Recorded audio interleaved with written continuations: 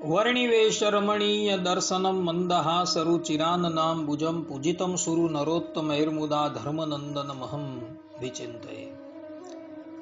असतो मा षड्गमय तमसो मा ज्योतिर्गमय मृत्युर्मा अमृतं गमय। ओम शांति शांति शांति। આજની જ્ઞાન સભાની અંદર પધારનારા બધા જ ભગવત ભક્તોને વેદાંતાચાર્ય પુરાણ ઇતિહાસ આચાર્ય અમે ફિલોસોફી શાસ્ત્રી રાકેશભાઈના હિતપૂર્વક જય સ્વામિનારાયણ। ભક્તો, આજના જ્ઞાન સભાની અંદર પધારનારા બધા જ ભગવત ભક્તો જે છે તેને માટે એક બહુ મહત્વના વિષય પર આપણે ચર્ચા કરવાની છે અને એ ચર્ચા છે કે ઉપવાસને વિશે પાળવામાં આવતા નિયમો તથા ઉપવાસની અંદર જે વસ્તુ ત્યાગ કરવાની છે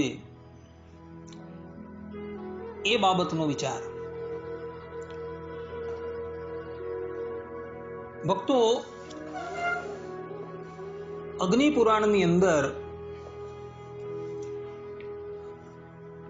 175 અધ્યાયના 9મા શ્લોકની અંદર ભગવાન કૃષ્ણ દ્વૈપાયન કહે છે, असत्कृत जलपानच्च तांबूलस्य च भक्षणात् उपवास प्रदुष्येत दिवास स्वप्नाचन्मैथुनात्।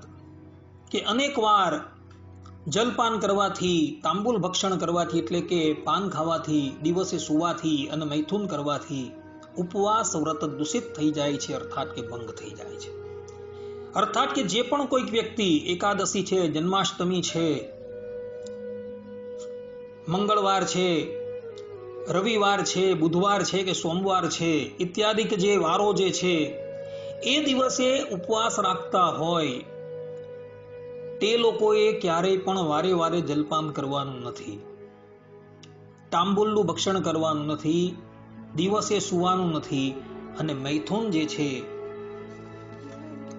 એ સર્વ પ્રકારે ત્યાગ કરવાનો છે। અન્યથા એ ઉપવાસ કરનારા વ્યક્તિને એ ઉપવાસનું કોઈ પણ ફલ પ્રાપ્ત થશે નહીં। ભગવાન સ્વામિનારાયણ પણ શિક્ષાપત્રીની અંદર સ્પષ્ટ રૂપે 80મા શ્લોકની અંદર કહે છે કે ઉપવાસ ડીને ત્યાજ્ય દિવા નિદ્રા પ્રયત્નતઃ ઉપવાસસ્તયાનસ્યન મૈથુને નેવ યનૃણામ।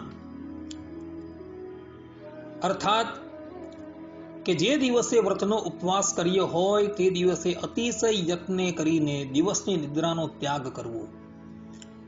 કેમ જેમ મૈથુને કરીને મનુષ્યના ઉપવાસનો નાશ થાય છે તેમજ દિવસની નિદ્રાએ કરીને મનુષ્યના ઉપવાસનો નાશ થઈ જાય છે। માટે ભક્તો, કોઈ પણ વ્રતને નિમિત્તે તમે ઉપવાસ કરતા હો તો એ દિવસે આટલી વસ્તુ જે છે એ પ્રયત્નથી તમે ત્યાગ કરજો, તો જ તમને તમારા વ્રત છે, ઉપવાસ છે એનું યથાર્થ ફલ પ્રાપ્ત થશે। કોઈ વ્યક્તિ અનુષ્ઠાન કરતો હોય વિષ્ણુ સહસ્ત્ર નામનું કે જનમંગલ સ્તોત્રમનું ઇત્યાદિકનું અનુષ્ઠાન કરતો હોય તેણે પણ આ નિયમો જે છે એ ફરજિયાત પાળવાના છે। માટે એ વ્રત કરનારા, અનુષ્ઠાન કરનારાએ ક્યારેય પણ અનેકો વખત જલપાન ન કરવું, તાંબુલનું ભક્ષણ ન કરવું, દિવસે સુવાનું નથી અને મૈથુનનો ત્યાગ કરવાનો છે। અર્થાત કે જ્યાં લગીન અનુષ્ઠાન ચાલતું હોય, જે દિવસે તમે વ્રત કરેલું હોય એ દિવસે તમારે અષ્ટાંગ બ્રહ્મચર્ય પાળવાનું છે, તો તમને તમારા વ્રતનું અને અનુષ્ઠાનનું યથાર્થપણે ફલ પ્રાપ્ત થઈ શકશે। હવે શાસ્ત્રકારો બીજી પણ એક વાત જે છે એ કહી રહ્યા છે। મહાભારતની અંદર ઉદ્યોગ પર્વના 39મા અધ્યાયના 70મા શ્લોકની અંદર તથા અગ્નિ પુરાણની અંદર 175મા અધ્યાયના 43મા શ્લોકની અંદર, વૃદ્ધ ગૌતમ સ્મૃતિની અંદર 14મા અધ્યાયના 8મા શ્લોકની અંદર સ્પષ્ટ રૂપે કહ્યું છે કે જળ છે, ફળ છે, મૂળ છે, દૂધ છે, હવિષ્યાન એટલે કે ઘી છે, બ્રાહ્મણની ઈચ્છા પૂર્તિ, ગુરુનું વચન અને ઔષધ, આ 8 વ્રતના નાશક થતા નથી। એ પ્રમાણે કહ્યું છે અષ્ટૌ તાન્ય વ્રત જ્ઞાની આપો મૂલમ ફલમ પયઃ હવિર બ્રાહ્મણ કામ્યા ચ ગુરોર્વચન મૌષધમ. આ પ્રમાણે કહ્યું છે કે જલપાન કરવાથી ઉપવાસનો નાશ થતો નથી, પરંતુ વારે વારે જલપાન કરવાથી ઉપવાસનો નાશ થાય છે. ઉપવાસને દિવસે તમે 2 કે 3 કે 4 વખત જલપાન કરતા હોવ તો બહુ વાંધો નથી, પરંતુ વારે વારે જો તમે કરતા હોવ તો એ ઉપવાસનો નાશ કરનાર થાય છે. ફળ છે, કંદમૂળ છે, દૂધ છે, હવિષ્ય એટલે કે ઘી છે, એ પણ વ્રતને દિવસે તમે ગ્રહણ કરતા હો તો એ તમારા વ્રત કે ઉપવાસનો નાશ કરનારા નથી થતા. પછી બ્રાહ્મણની ઈચ્છા પૂર્તિ, તમે કોઈક વ્રત રાખેલું હોય અને કોઈ પવિત્ર બ્રાહ્મણ જે છે એ તમને કોઈ પણ વસ્તુ અર્થાત કે ભગવાનનો પ્રસાદ જે છે એ ગ્રહણ કરવાની વાત કરતા હોય અને તમે જો એ પ્રસાદ લઈ લેવું અર્થાત કે ગ્રહણ કરી લેવું તો તમારો વ્રત જે છે એ ભંગ થતું નથી. ગુરુનું વચન, ગુરુ પણ જો આજ્ઞા આપે અને તમે કોઈ પણ વસ્તુ ભક્ષણ કરી લેતા હો તો એ તમારા વ્રતનો નાશ કરનાર નથી. ગુરુ આજ્ઞા અવિચારણીય, જે ગુરુની આજ્ઞા જે છે એની અંદર વિચાર નથી કરવાનો, માટે એ પણ વ્રતનો ભંગ કરનાર નથી. અને ઔષધ, કદાચ કોઈક વ્યક્તિ બીમાર પડેલો હોય અને તે દિવસે એકાદશી આદિકનો ઉપવાસ કરવાનો હોય અને એ વ્યક્તિએ ઔષધ લેવું જરૂરી હોય તો એ વ્યક્તિએ એ એકાદશીનો ઉપવાસ કરવો કે નવમીનો ઉપવાસ, જન્માષ્ટમીનો ઉપવાસ કે રામનવમીનો ઉપવાસ કે બીજા કોઈક વારનો ઉપવાસ એણે કરવો, પરંતુ એ દિવસે એ જો ઔષધ લે તો એ ઔષધ જે છે એ એનો વ્રત ભંગ કરનાર થશે નહીં. માટે ભક્તો ખાસ ધ્યાન રાખજો. ઉપવાસ કરેલું હોય અને તે દિવસે તમે ઔષધ લેતા હો, દવા લેતા હો તો એ દવા, એ ઔષધ જે છે એ તમારા વ્રતને ભંગ કરતું નથી. કેટલાક અણસમજુ એ કરીને ઉપવાસને દિવસે પણ ઔષધ લેતા નથી હોતા અને પછી એ લોકો બીજે દિવસે મોટી બીમારીથી ગ્રસ્ત થતા હોય છે. પરંતુ ભક્તો, અહીં શાસ્ત્રોના વચન છે કે ઔષધ જે છે એ ઉપવાસનો નાશ કરનાર નથી. માટે જે લોકોને ડાયાબિટીસ હોય, જેને શાસ્ત્રીય ભાષામાં મધુસપ્રેહ કહેવામાં આવે છે, અને એ વ્યક્તિ વારે વારે જલપાન કરતો હોય તથા એને ઔષધ લેવાનું હોય તો એવી વ્યક્તિ જે છે એ એવી વ્યક્તિને માટે શાસ્ત્રોકારોએ છૂટ આપેલી છે કે એ વ્યક્તિ વારે વારે જલ પણ પાન કરી શકશે અને ઔષધ પણ ગ્રહણ કરી શકશે, જેથી કરીને એના ઉપવાસનો નાશ ન થશે. ભક્તો, શાસ્ત્રોની અંદર, અગ્નિ પુરાણની અંદર 175માં અધ્યાયના 10 અને 11માં શ્લોકની અંદર સ્પષ્ટ રૂપે કહ્યું છે, અર્થાત કે ઉપવાસ રાખનારા વ્યક્તિએ એ ઉપવાસને દિવસે જે નિયમ પાળવાના છે, 10 પ્રકારના નિયમ, એ કયા પાળવાના છે? તો અગ્નિ પુરાણમાં કહ્યું છે કે ક્ષમા, સત્ય, દયા, દાન, શૌચ, ઇન્દ્રિય સંયમ એટલે કે બ્રહ્મચર્ય, દેવ પૂજા, અગ્નિહોત્ર, સંતોષ અને ચોરી ન કરવી. આ 10 નિયમ સઘળા વ્રતોમાં જરૂરી માનવામાં આવ્યા છે. એટલે આ નિયમો તો દરેક ઉપવાસની અંદર તમારે પાળવાના છે. ક્ષમા, સત્યમ, દયા, દાનમ, શૌચમ, ઇન્દ્રિય નિગ્રહ, દેવ પૂજા, અગ્નિહરણમ, સંતોષો અસ્તેયમેવ ચ, સર્વવ્રતે સ્વયં ધર્મ, સામાન્યો દશધા સ્મૃતઃ.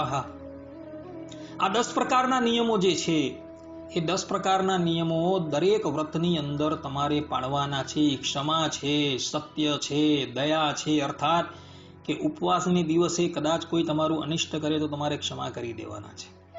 ઉપવાસને દિવસે અસત્ય બોલવાનું નથી. ઉપવાસને દિવસે હંમેશા દરેક પ્રાણી માત્ર પર દયા રાખવાની છે. એ દિવસે દાન કરવાનું છે. એ દિવસે અત્યંત પવિત્ર રહેવાનું છે.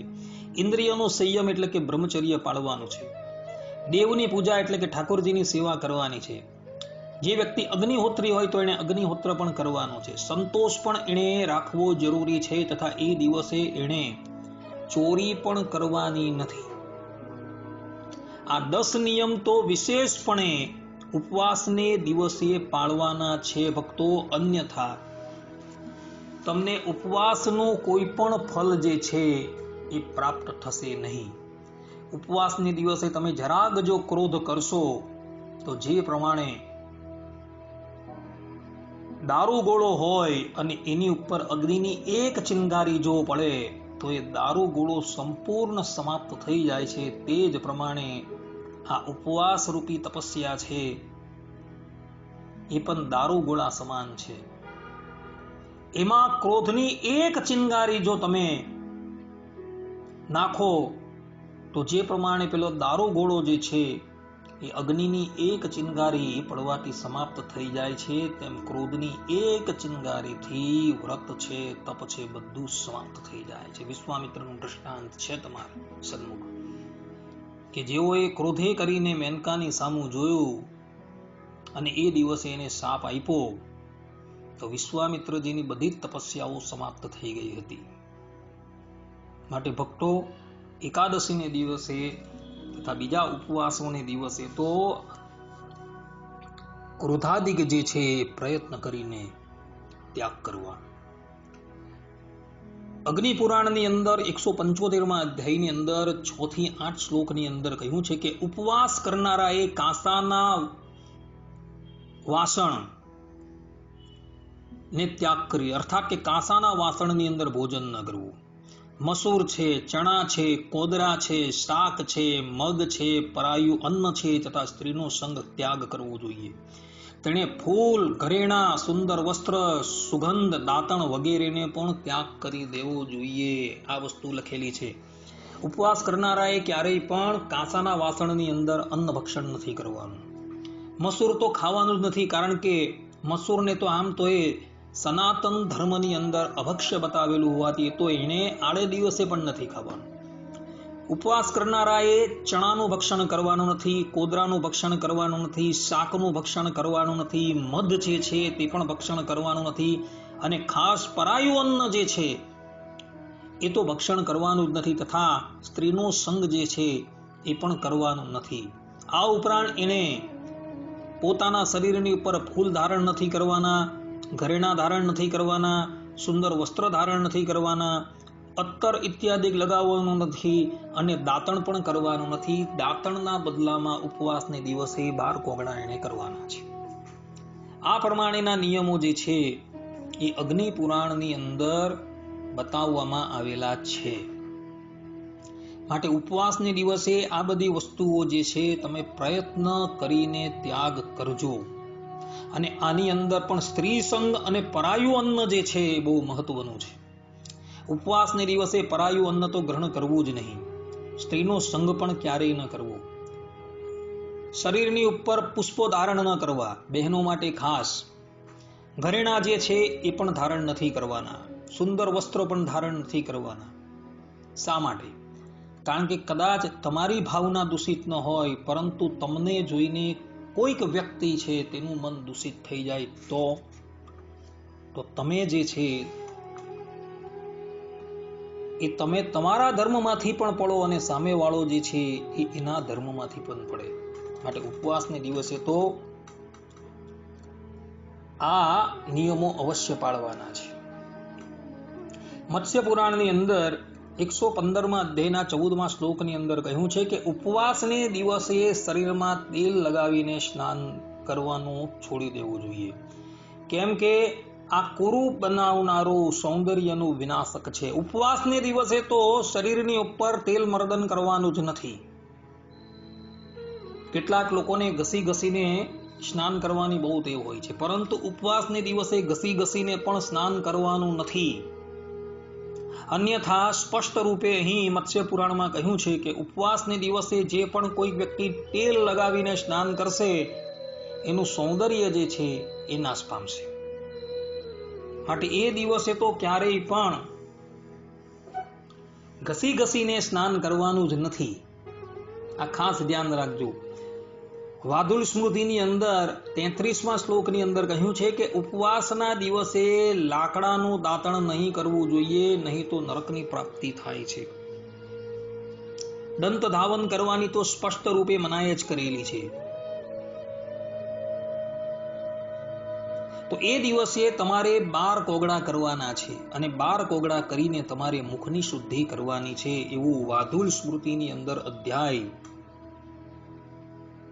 33માં કહ્યું છે. ઉપવાસ દીને યસ્તો દંત ધાવન કુન્નરઃ સ ઘોરમ નરકમ યાતિ વ્યાઘ્ર ભક્ષશ્ચ તુર્યુગમ. આ પ્રમાણે કહ્યું છે. સ ઘોરમ નરકમ યાતિ વ્યાઘ્ર ભક્ષ ચતુર્યુગમ એમ લખેલું છે. માટે ભક્તો ક્યારેય પણ ઉપવાસને દિવસે દાંતણ કરતા જ નહીં.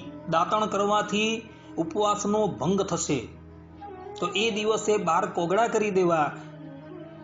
અન્યથા મીઠું આવે એ મીઠું જે છે એ તમારે દાંતની ઉપર ઘસી લેવું, જેથી કરીને દાંતની શુદ્ધતા થઈ જાય. માટે આ પ્રમાણેના જે નિયમો શાસ્ત્રોની અંદર બતલાવેલા છે એ બધા જ નિયમો તમારે પાળવાના છે. અર્થાત કે વ્રતને દિવસે તમારે પાળવાના છે. આ નિયમોનું જો તમે ઉલ્લંઘન કરશો તો તમને એ વ્રતનું ક્યારેય પણ યોગ્ય ફલ પ્રાપ્ત થશે નહીં. માટે ભક્તો, ઉપવાસને દિવસે આ બધા જ નિયમો પાળજો, જેથી કરીને તમને એ ઉપવાસનું ઉચિત ફલ જે છે એ પ્રાપ્ત થાય. આટલું કહીને હું મારી વાણીને વિરામ આપું છું. સર્વે સંતુ નિરામયઃ, સર્વે સુખીનો ભવંતુ, સર્વે ભદ્રાણી પશ્યંતુ, મા કશ્ચિદ દુઃખ ભાગ ભવેત. અસ્તુ. જય સ્વામિનારાયણ.